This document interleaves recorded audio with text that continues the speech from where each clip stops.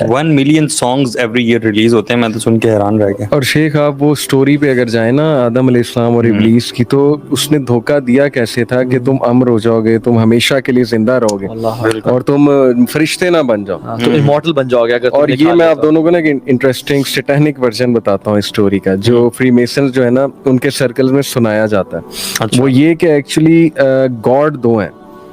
ایک تو وہ ظاہر ہے کہ گاڈ آف ارتھ ہے، گاڈ آف ہیونس. اللہ تعالیٰ کو نعوذ باللہ جو ہے نا یہ اپنا دشمن سمجھتے ہیں. اس کی وجہ یہ کہ ابلیس یہ بتاتا ہے، یہ مطلب ایک ورژن میں آپ کو سنا رہا ہوں، سیٹینک ورژن بڑا انٹرسٹنگ ہے. ابلیس یہ بتاتا ہے کہ human beings were meant to be God, but وہ جو گاڈ تھا نا وہ انسیکیور ہو گیا، اور اس نے جو ہے نا انہیں منع کیا اس درخت سے کھانے سے، کیونکہ اس درخت میں وہ ٹری آف نالج تھا، ٹری آف انفینٹی تھا.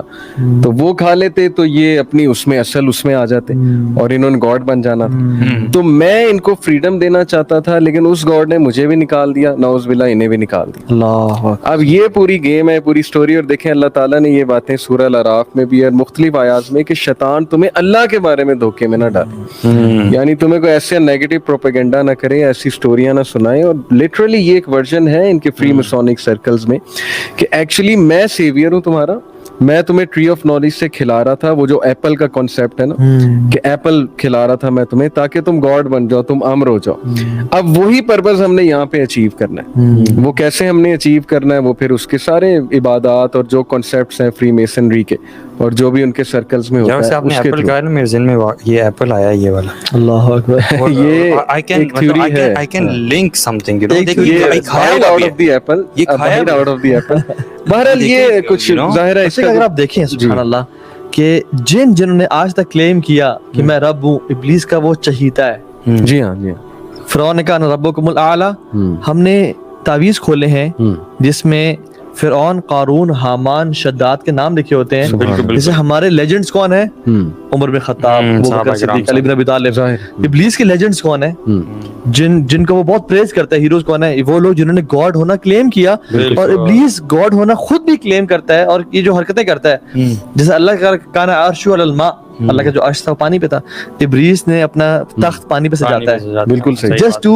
اور یہ جو 2 کا سائن ہے الومناٹی کا، فری میسنز کا، اور یہ والا سائن ہے، کوئی پکچر نہ لے کے کہ یار آپ نے الومناٹی جوائن کر لیا.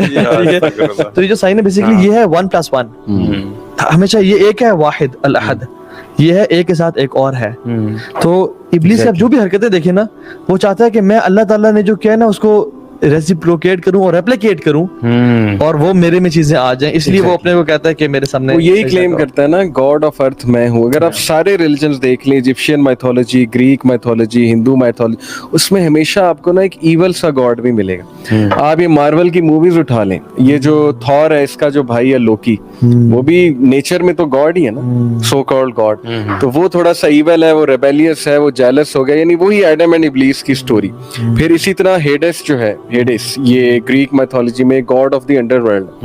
اسی طرح ہندو میتھولوجی میں جائیں تو شیوا گاڈ آف ڈسٹرکشن ہے. اسی طرح سومیرین میتھولوجی میں جائیں، انکی جو ہے وہ ان کا بہت بڑا گاڈ، وہ میرے نزدیک یعنی ابلیس ہے.